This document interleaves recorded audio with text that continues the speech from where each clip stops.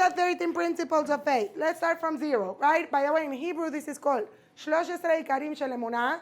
If you're Friday, you sing this on like Friday night after Shabbat services. Have you ever done this? Igdal Elokim Chai Ve'Sha'or, Igdal Elokim Chai Ve'Ishtabach, Nimtza Ve'Naten Metziuto. You do? Because you want to be Friday. Okay, by the way, this is at the end of your Sidur, every single morning in Shacharit, because this is such a foundation of Judaism, as you're going to see in a little bit when I'm going to teach an introduction that is going to last for the next 3 or 4 classes. Okay, that this is the foundation of Judaism, and therefore you're supposed to say this every single day. So you will not forget this, and you know this by heart. Every single day, you implant this in your heart. This is the 13 foundations. This is why, by the way, in Hebrew, it's called an ikar. Ikar means the main thing. If you don't have this, you don't have the main thing. It's like having a lemon meringue pie without the base. Does that work? Maybe. But it doesn't work without the lemon, does it? Or without the meringue. Actually, it doesn't work without anything because it's a lemon meringue pie. Each single part, it's important. And now I want to eat some lemon meringue. Okay, great. This was written by the Rambam. Anyone ever heard of the Rambam?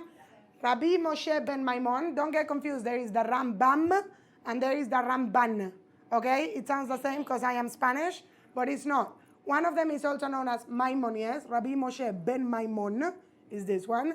And then there is Ramban, which is Rabbi Moshe ben Nachman. Nachmanides. Okay? So this is written by Rabbi Moshe ben Maimon, also known as Maimonides.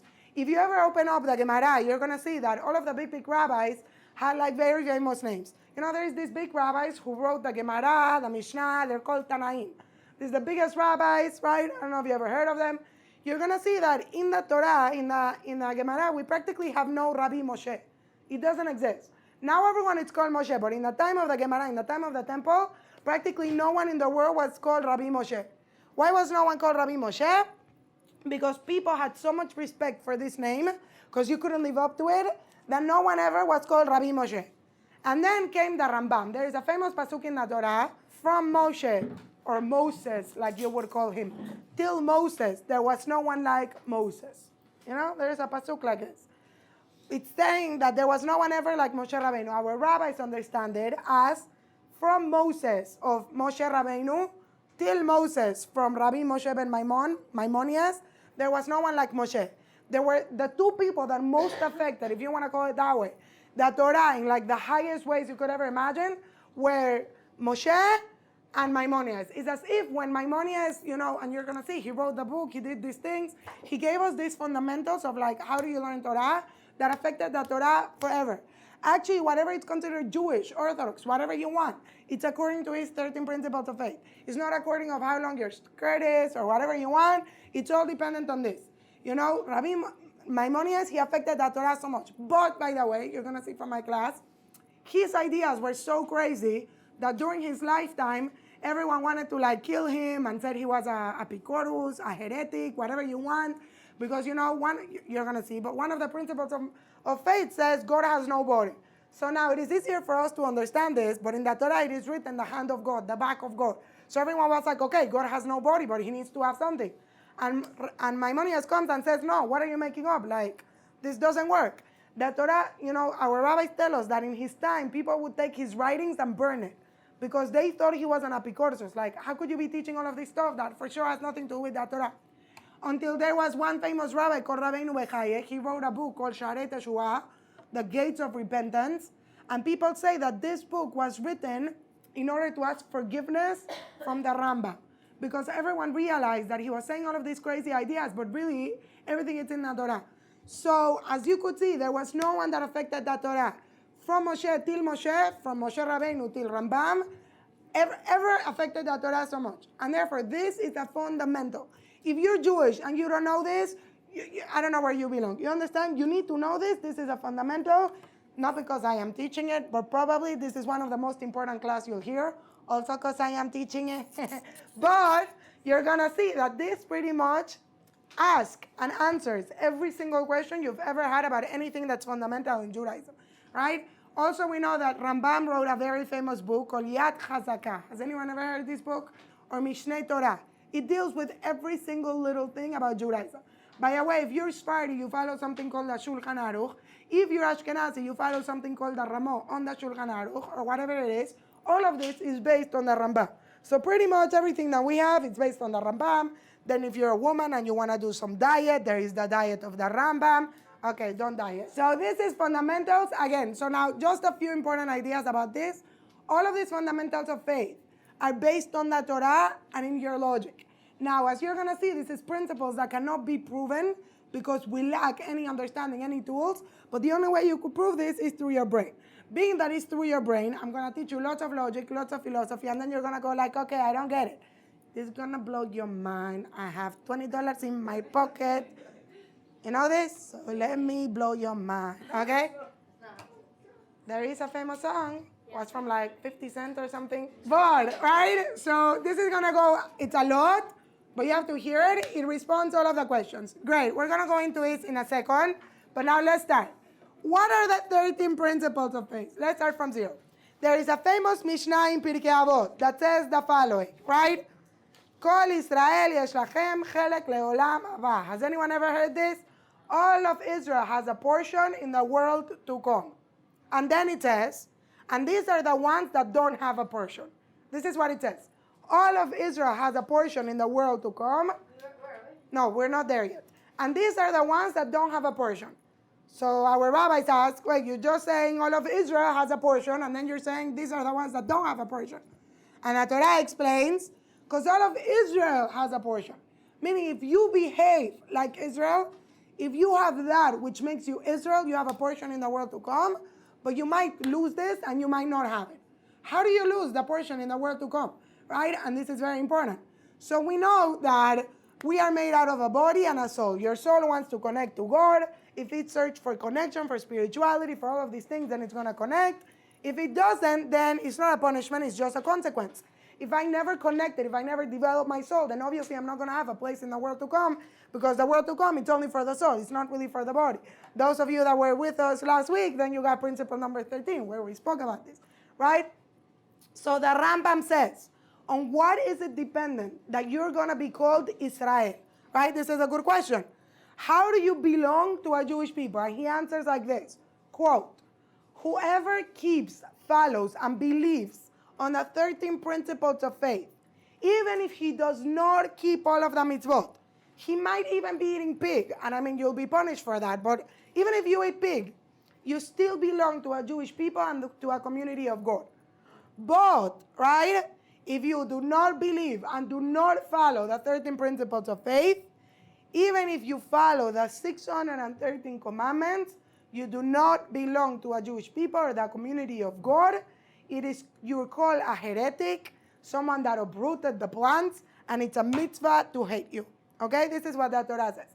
So pretty much, all of your belonging to Jewish people is dependent on the 13 principles of faith.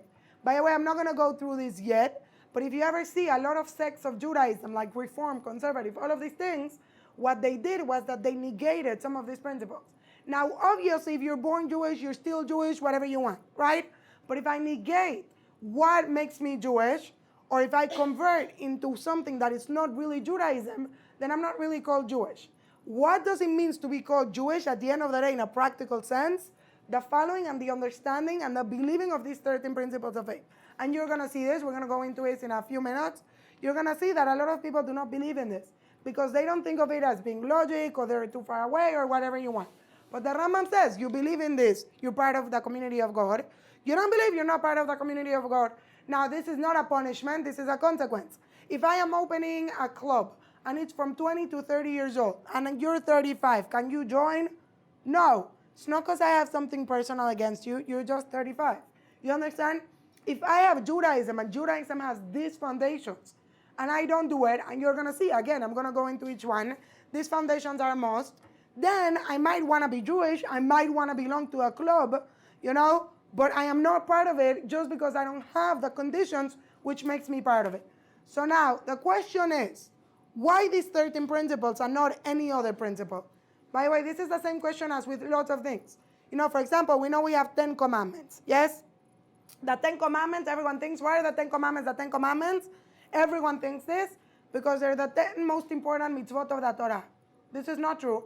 You know, there's a famous guy called Rabbi Akiva, and Shrek sings a song. You know, what does it say?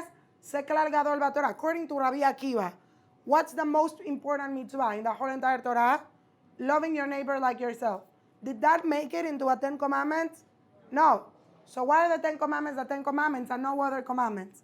You ever thought about this? You should know why. It's important. Why are these the 10 commandments? The 10 commandments. 9 are the months before a baby is born. 8 are the days of the breast. Chop, chop. Okay, yeah. Because the 10 commandments all contain the rest of the 613. Why?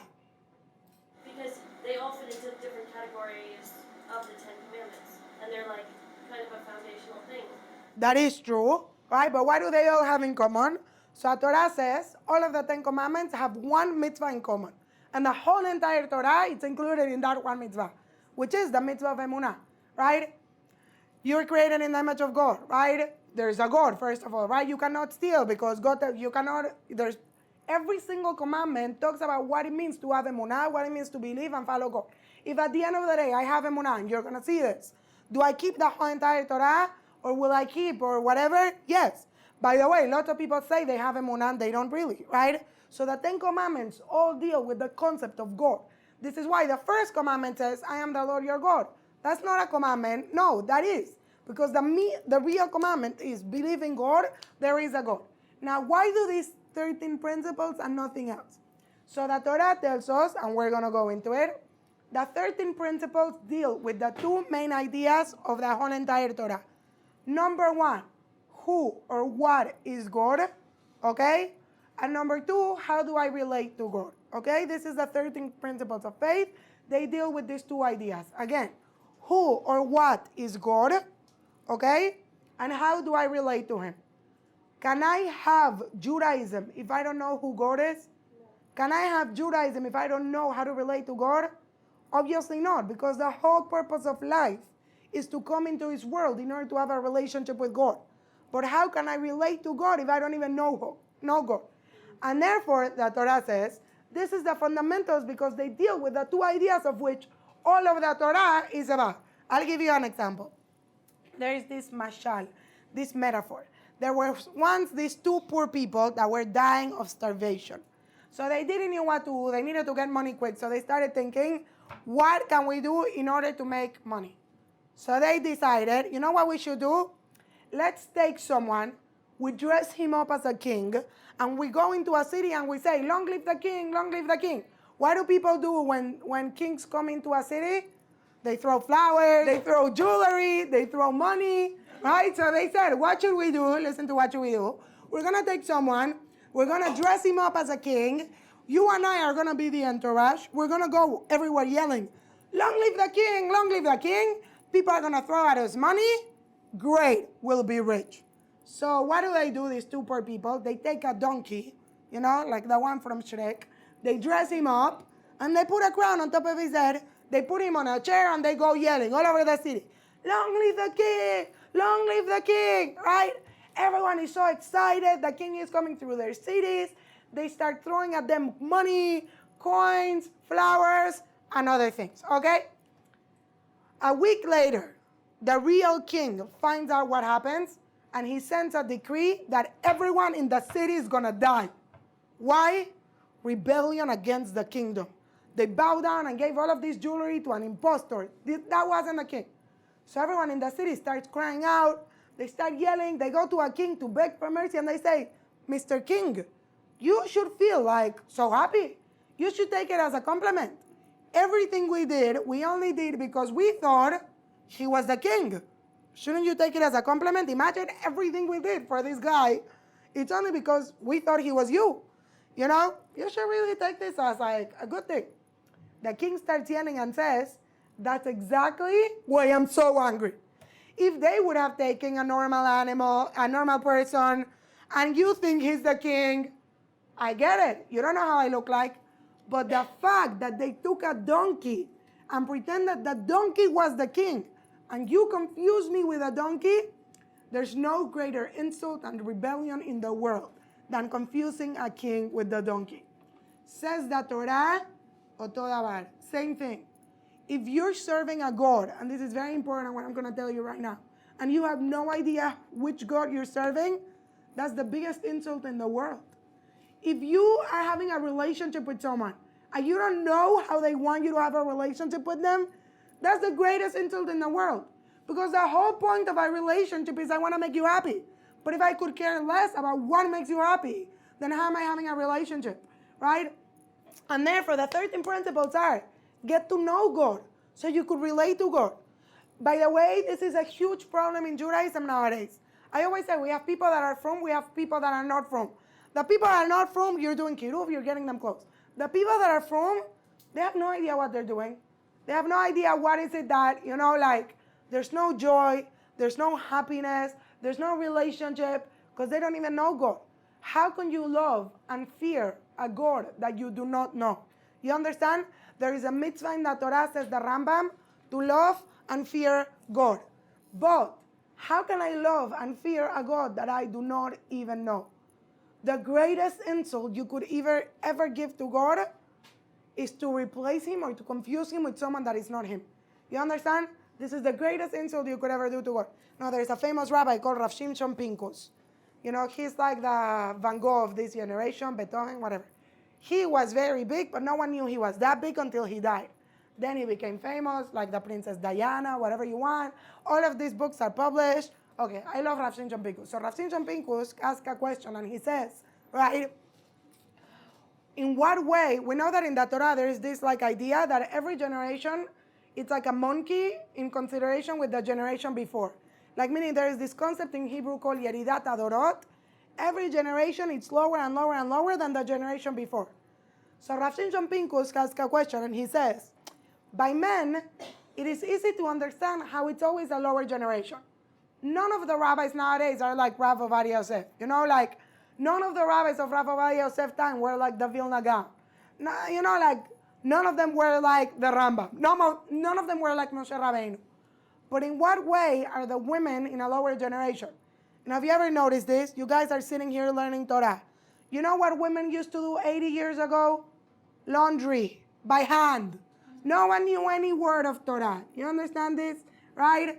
People, nowadays, if you're from, you daven shacharit, you daven mincha, you have like a neckline that practically covers your head, you wear a burqa, the Taliban women, like people are from, like, you know what they used to do 90 years ago? Change diapers. Imagine, they were all by hand, there was no pills. Like really, women used to do clothing, kill the chickens. There was no, they used to kill and sell their own chickens. So really, we're doing so great. I always tell my students, if you were here in Neve Yerushalayim and you learned here for like 2 months, you know more than any woman that lived 100 years ago. Like, for real. Maybe you don't keep it, but you know more than all of them. So how could it be that we're in a lower generation? So you know what Rav Shimshon Pinkus says? Rav Shimshon Pinkus says, you know what's the difference? When nowadays you go and you take a siyur and you're going to say mincha, this is how you look. You look like this. And then you're like, oh, no. Oh, and you're like thinking about Candy Crush. Suddenly you remember your mincha. You're like, oh, wait, like, oh, it's like 5 to 7. I need to have it. But really, in Kavanah, there's no heart in anything that you do. You ever notice this? There's no heart. There's no happiness. There's no relationship. So really, we know more, but we do less. Because everything we know, we really don't know the main thing. You know what we don't know? We don't know God. It's a problem. In our generation, no relationship with God whatsoever. If you ever go out, there is a famous person nowadays that he published a very big book, anonymously, because he didn't want people to read his book just because he wrote it. But it's like bestseller in Israel right now. Everyone should get it. I always recommend this book. It's called Building a Sanctuary in the Heart. Has anyone ever heard of this book? Bilvavi Mishkan Evne, Building a Sanctuary in the Heart. The greatest book hit these days. You know what it talks about? How to have a relationship with God. It's so funny because all of Judaism, it's in order to have a relationship with God. But how do you people say in English? When you see the forest and you miss the trees, is it the opposite? I don't know. Sam, how do you say this? You see the trees and you forget the forest. All of the details. Yes, whatever. The forest and trees, relationship. All of the point of Judaism is how to get to know God. But apparently he saw that there is this like disease in the Jewish world We don't really have a relationship with God. And part of that is because we don't know God. Again, how can you have a relationship with someone you don't even know? There's a famous Rebbetzin in Israel. If you ever hear about her, go to her class. She's the best. I don't like almost anyone. I love her. She's called Rabbanit Yamima Mizrahi. Have you ever heard of her? Top. Maybe she should give me some commission. If you ever look at me, Rabbanit, commission, right? But she always says that in the Torah, there is a nation that represents evil. Anyone knows which nation this is? Amalek? We don't have any markers, so you are all going to hold this in your brain, okay? It's the nation of Amalek. Amalek represents evil, okay? You cannot have a God fully in this world until you erase Amalek. Meaning God is there fully, but you cannot perceive him. We're lacking in our understanding of God. So the Torah says, why do you have to erase Amalek? By the way, if you remember Amalek, you go to Megillat Esther and they say, Haman. Okay, the week before you read about Amalek. And you go, Amalek. Okay, this is the funnest part. This is like, if you're not religious, at least you know you have to go like this. Okay, and it's very exciting. The point is, what did Amalek do? Okay? So the Pasuk says, Timcha ketzechen Amalek asher charchacha baderech. You should erase the memory of Amalek because they made you cold in the way. Okay? This is what it says. They made you cold. Karchacha baderech. Literally, it also means they forced themselves upon you, but it also means they made you cold. Okay? So Torah says, what does it mean they made you cold? So first explanation, not the one for my class, but anyways, I have to teach you everything. It's like when you have a very, very, very hot jacuzzi. And then you go in and you get burnt. And this is horrible. But then what happens? After you burn yourself, the next person already has a cooler temperature. Yes? Because the first person cooled it up for everyone else. This was Amalek. When the Jewish people went out of Egypt, no one wanted to mess up with them because Jewish people are like, Hercules. And then what happened? Amalek says, you know what? I'm going to make them not invincible. No. If you're not invincible, what is the opposite of being invincible? Vincible. No, does that make sense? Defeated. That they could be defeated? You know what? If I don't know English, it's okay. But the fact that you people don't know English, that's really sad. No one knows English. What's it? You're invincible or you're? Huh? Valuable? Vulnerable. No, not really, but fine. Vulnerable. He wanted to make them all vulnerable. This was said by Ellie, okay? New dictionary. Not only she brings me chocolate, she also completes my sentences. You're just too good to be true. And take my eyes off of you. Okay, but what is the point? So what did Amalek did? The Jewish people came out of Egypt. They were invincible. They said, no, we're going to take away that status. They went to fight with the Jewish people, even though they knew they were going to lose, just so that they could make them more vulnerable, so other people wouldn't be afraid of Jewish people. Great. Says Rabbanit Yamima Mizrahi, a different idea. You know what Amalek did? They made us cold. You know what cold means? Lo echpat lach shum davar. You don't care about anything. You're cold towards everything. Indifferent. Nowadays, this is our sickness. We're just cold. This is cute, this is not cute. Like, כאילו לא אכפת לך. Nothing moves you. You have no feelings towards anything. Have you ever played this game where your little kid is looking for something? If they get closer, you say warm, warm, hot, hot. If they get farther away, what do you say? Cold. That's us. We're far away. Very, very cold. This is why I'm not going to go into it, but when the Jewish people needed salvation, who did they use in order to bring mercy of God? Children. They were davening. Because children cannot be cold towards anything. Either they like you or they don't. You understand what I'm saying? Mommy, she's fat. Poor girl, you killed her, but that's the way it is. Mommy, why does she look so ugly? What about being politically correct? No politically correct. Children either feel it or they don't. They either like your food and eat the whole thing or don't like it and spit it. You understand? You cannot be cold. Either you like it or the opposite is you won't like it. There's no middle way for us. You understand? And again, why are we cold? Because when you don't know what you're looking for, you're always cold. You're always far away, right? And therefore, that's what we are understanding. This is why, right? This is what the 13 principles speak about. Everyone get your pages. I'm going to do this with you. Just 1 second so you know what this is about. The 13 principles are divided into 3 main groups. Now, I'm not going to teach them to you. You do not need to translate now because we're going to do this later when I do teach them to you. But I just want you to know some of the questions that are going to come up so that you understand why you need to learn this, okay? The first 5 principles deal with one main idea, existence and nature of God. So everything that the first 5 principles speak about is who and what is God, okay? So you have, number 1, that God is the main existence and everything comes from him, right? We know that all of science says, no, there was always matter and form, God wasn't. How could you have God that never had a beginning? Because everything in the world has a beginning, and everyone always goes, but what was first? And who created God? You ever had this question? And what is God? And who was before God? I'm going to answer all of this according to a Torah, according to logic. By the way, I always tell people, if you're not able to express an idea, it's because you don't know it. If I would ask you right now, do you know if God exists? And you would tell me yes. And then I tell you, how do you know this?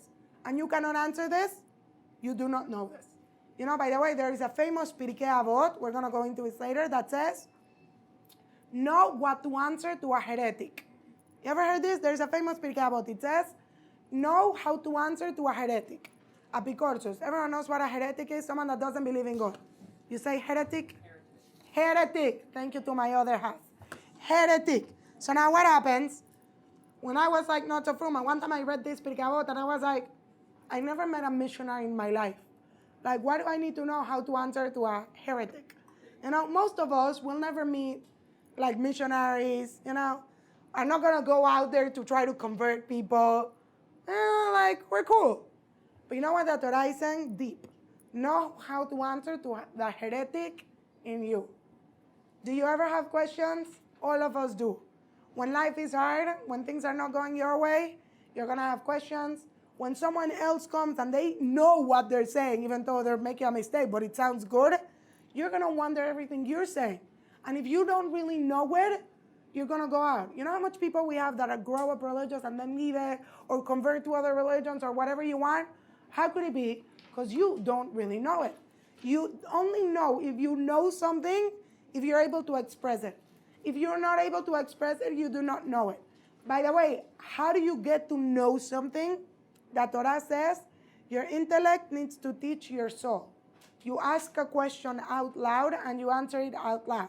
Okay? So even though you know there is one God, you need to answer it out loud for your soul to believe it. You understand? Number 2, God is one. People always say, wait, is God is one? Okay, there's an obvious question. How does he make evil? Oh, so it must be that God is also evil because there is, because evil is also in the world. No, what does it mean that God is one? What one is in number only? What does one mean? One means everything is included in God. So then how could you have one God and still have evil in the world? And still have places that there's no God, right? All of that we're going to discuss, okay? That God has no body, no form. So people tell me, how does God look? By the way, everyone in the world imagines God as something. Maybe as a cloud, maybe as a voice, maybe I don't know what. Every person that does this is considered idol worship. God has no body, no form, no shape. So how do we understand when the Torah tells you the back of God, God saw, God heard? We're going to go. You know, also the question, where is God, right? Is God somewhere? Is God not somewhere? In order to be somewhere, do you have to have a body? How do you understand this? I had a student one time when I was a madricha in Mechina. Do not get traumatized, but this actually happened. So I had a little girl. She was 7 when this happened. She came to me in Mechina when she was 19. Okay, like a mini dress. Mini dress, you know what I'm saying? Okay. The point is, right, and she grew up from birth, very full. One time the teacher was singing to her a famous song. You have this song in English? You do. Hashem is there, Hashem is there, Hashem is truly everywhere. Up, down, whatever, east, south, north, west. Okay, so everyone sings this song, and it's a very happy child. But this child is a smart child. So she asked a question, 7 years old. She said, how could Hashem be everywhere? Is Hashem also in the toilet? That's a good question. So the teacher says, Hashem is everywhere. So she says, but the toilet is dirty. Hashem can be in the toilet. The teacher gave her a candy and says, don't ask more questions. By the way, did you ever ask this question? This is a good question. What's the answer? What's the answer? Yes? Yes. Can God be in something dirty as the toilet? Yes. So why don't you put a mezuzah in the toilet? Ah! Because you're desecrating God's. But if Hashem is in the toilet, wouldn't it be the same thing if you put a mezuzah in the toilet? You don't want him to be there. You don't want him to be there, only when you're doing number one, not number two. Nah, I'm joking. No, not even number one. Really? How could you say that God is in the toilet? Is God in a piece of like number two? Yeah. So it's a good question. I'm going to answer. No. What? Not a yes. But you can't ask this question. What is the question, right? So we're going to deal with this, okay? But again, even if you don't have this question because you have a lot of emunah, we're also going to talk about this. How do you know you're not going to get a smart child? Like me, then you become a teacher. Okay. But what is the point? That's a very big question. Lots of people ask this question. They don't get an answer. Number 5, that God was the beginning of everything and created everything from zero. Right? Yes. Number 5, that God preceded and created everything. You know that famous question, who was here first? The chicken or the egg? And then everyone goes mad trying to answer. None of them were first because God created everyone. How do you know that God created everything? How do you know, right? And again, we're going to see it through science, through everything, God created everything. That's the first 5 principles. Again, they deal with the nature and existence of God. The next 5 principles, the next 4 principles, okay? They deal with the authenticity of Torah. How do you know that Torah is true, hasn't been changed, and we have it intact? You ever ask this question, by the way? If the Torah was passed generation from generation, how do we know that Torah is what God wanted it to be? By the way, there's an even obvious question. You have to keep 613 rules from the Torah. How do you know God wrote them? How do you know? So the first, we're in principle 6, 7, 8, 9. Yes, the next 4. 6 is we believe in prophecy. Why is it so important to believe in prophecy? Because how did you get all of the Torah? Through what? Through what? Through prophecy. So how do you know that those prophets were prophets and not, for example, Yeshua? Because according to Christians, isn't Yeshua a prophet? How do you know he wasn't? How do you know whoever we know? By the way, you have to understand this. This is huge. Everything you do, you only believe in it because of prophecy. How would you know that is true? Principle number 7, right? Oh, sorry, principle number 5, I skipped it. That there is a God and you have to pray to him. Whatever, that was from the first 5, yes? There's a God and you have to pray to him. Do everyone praise in the world? No, it's a foundation of Judaism. By the way, can you be frum and not pray? Yes. If you don't pray, you're not part of the Jewish people, right? The 13 principles of faith. What does prayer mean? Obviously, we'll get there. It doesn't mean you grab a sidur. But if you don't pray, you don't have the 13 principles, right? Going back to our next 4, okay? Number 7, that the prophecy of Moshe Rabbeinu is higher than everyone else. Why do you need to know this, guys? Why do you need to know this? Because all of the Torah was passed through whom? Through Moshe. And if you don't really know this, and if Moshe is on the same level than other prophets, can everyone else just cancel Moshe's prophecy? Yes. Because if they're in the same level, each one could cancel each other. Yes? But if Moshe is on a higher level, can anyone argue with the teacher? By the way, can I tell you something crazy? Let's say you believe in the whole giving of the Torah and whatever Moshe said because he had prophecy. Do we all believe in Abraham, Isaac, and Yaakov? Was anyone there when this happened? In the giving of the Torah, there were 600,000 people. Everyone saw it. You heard it from your parents, whatever you want. Yes? Abraham, Isaac, and Yaakov. Was anyone there? Were there 600,000 witnesses to Abraham, Isaac, and Yaakov? No, the Torah tells you everything about their private lives. How do you know it is true? Listen to what I'm going to tell you. Crazy. The only reason why you believe in Abraham, Isaac, and Yaakov, which, by the way, are we Jewish because of Abraham, Isaac, and Yaakov? Yes. The only reason, listen to his crazy statement, that we believe in Abraham, Isaac, and Yaakov was because Moshe wrote about them. You hear this? If Moshe wouldn't write about them in the Torah, we wouldn't know their truth. You hear this? The only reason why we believe in anything that happened before Moshe is because of Moshe. And anything that happens after Moshe, which, by the way, was Moshe there? No, it's because of Moshe. You understand this? This is crazy. So how do I know really that the Torah is true? Number 8, that the Torah was given by God. How do you know this? You know, the other day, Sabrina came and talked to me. What is this up with this dinosaurs business and all of the giants? How do you know this is true? The Torah tells you all of these things that, by the way, it doesn't match with science, right? And nowadays, everyone believes in science, which anyways, I'm going to go into it later also. Science doesn't even believe in itself because they call everything theories, but we'll get into science later. But how do you know that the Torah is really completely from God? Maybe some of it is from God, maybe some of it is not, yes? Number 9, the Torah cannot be changed or revoked. How do you know it still applies? By the way, let's say you guys keep Shabbat, right? So in Shabbat, you do not turn electricity. Was there electricity when we went out of Egypt? How do you know you cannot do electricity? How do you understand all of this, right? Lots of the things we do today are nowhere in the Torah because they weren't even created yet, right? How do you know, and this is a famous question that Reform, Conservative, and all of these people say, the Torah has to modern itself with the modernization of the world. If the world changes, the Torah has to be applicable. We say no, the world changes, applies to whatever the Torah says, and if it doesn't apply, then you're not doing the right thing. But now the Torah didn't have half of the things that are going on now because we didn't even knew they were going to go on. Does that make sense to everyone? So how do we understand this? Great. Last group, the last 4 principles deal with the relationship of man and God and the final sense of history. Final destination without all of the blood. Okay. You ever saw Final Destination? Don't look at it. You'll never sleep again. Okay, but what is the point, right? The last 4 principles deal with the relationship of God and man and the final sense of history. Therefore, number 10, God knows all of the actions and thoughts of man. There is the obvious question, if God knows everything about me, how do I have free will? Yes? You ever had this question?